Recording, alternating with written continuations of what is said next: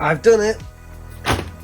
I am a Pokemon Master! Welcome back to The Order, where we talk about all things awesome and collectible. Today's dish of choice is the Chandrilla line Galactic Starcruiser Training Lightsaber toy. This is part of Disney's extremely well-made LED Lightsaber toy line, but while all of the other sabers in this line can be very easily picked up from either Shop Disney, or if you head to Dok-Ondar's in Galaxy's Edge, this Galactic Starcruiser lightsaber is effectively special edition and can only be picked up if you stay at the Starcruiser Hotel. We'll take a full look at this lightsaber, what you get in the package, how it looks and feels, how good or bad the electronics are, what it costs, and ultimately, look at whether this is a lightsaber worthy of being added to your collection. As ever, if you enjoy this video, it would be a huge help if you could drop a like and subscribe.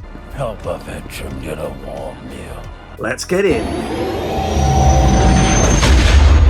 As I'm sure many of you are aware, Disney announced earlier this year that they would be closing the Starcruiser Hotel in September 2023, which means that this lightsaber isn't going to be around for very much longer. As with the rest of this lightsaber toy line, this lightsaber comes in really cheap packaging, which is a nightmare to get into, and to be honest, it's typically a massive disservice to the product itself, because these lightsabers are awesome.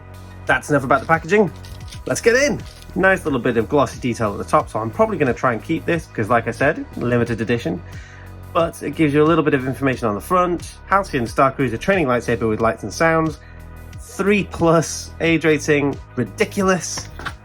And then on the back, the Halcyon Starcruiser Training Lightsaber is a lightsaber specifically built for practice purposes in the lightsaber training pod aboard the vessel. Passengers put their skills to the test as they wield this lightsaber. So again, you know, this is all very much geared towards the Starcruiser Hotel.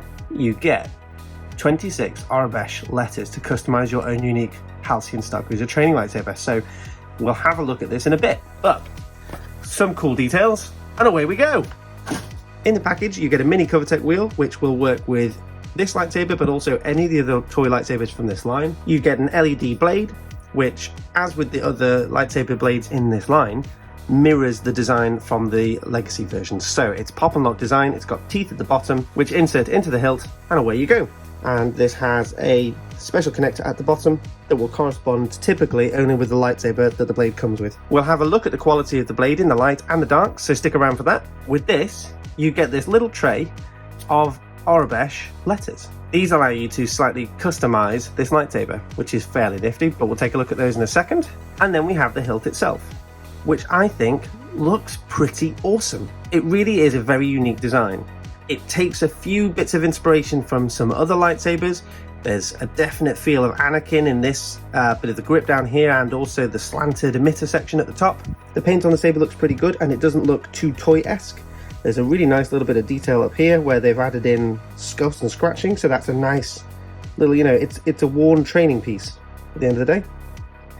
So here is where you insert those Arabesh symbols. This is your ignition button, which is nice. Moving down the saber. On the bottom, you've got this really cool down here. This is almost a bit of a homage to the Halcyon symbol itself. So there it is on the saber, and there's the Starcruiser symbol itself. So I know that they had this detail on the legacy version, but I didn't know that they had it on the toy version. And this is where I always say that these toys are basically the budget version of the legacy line, and this is absolutely no exception. I mean, look at the little bit of detail here. They've covered up the screw holes here, which I think is really nice. Missed one here, which is a bit of a shame. Obviously you've got these pins here, or thick pins. Again, another hark back to the Anakin design. And Disney have done really well, as always, at hiding most of the legalese. So it's all up here at the emitter section, but it's pretty much hidden by the paint, and it's also rear facing. So if you've got this on display, you'd never know. The hilt has a little control switch down here, which switch from on, off, and in the middle should be try me, which will give us a little flavor of what's to come. It's not the loudest, but that could just be that the batteries aren't that fresh. It has vibration effect, which is your clash effect effectively. So at the moment, it's ticking lots of boxes. Ordinarily, this is where I'd stop looking at the saber, I'd insert the blade and we'd have a go. However, there is an extra bit here, the Arabesh. So on the legacy version, These are all little metal tabs and they magnetize. Is that a word? Yeah, they magnetize onto the hilt. Here, it looks to just be a little clip. But the point here is these represent different letters in Aurebesh, and you can customize it. So you can have your first name, initial, or anything else like that. Or you might even just want one that looks really cool. If I'm right, this one is Aurebesh for O, which goes with Order 66. You can see there how the tab lines up. And there you go, that's on. It doesn't do anything, it's just for show. But I think that's a really cool little bit of detail. How awesome is that? And it's not at risk of coming off, that's on nice and tight. So no risk there. I know that's a bit of a concern with the legacy version.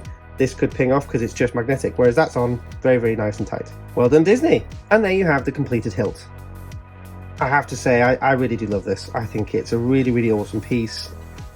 I really appreciate the care that Disney took with this. Right, let's hit up those electronics. So we talked about the pop and lock blade, line up the teeth, and then it goes, and twist, and away we go. Oh, I left it in test mode. All right, try that again. I love that. That's a really cool, distinct lightsaber hum. I'll show you the way. I mean, in the dark, it's going to be the best one, but it's coming through as a really dark blue. So again, that's very distinct and very different to the other blue lightsabers in this line. Right, let's test out the clash.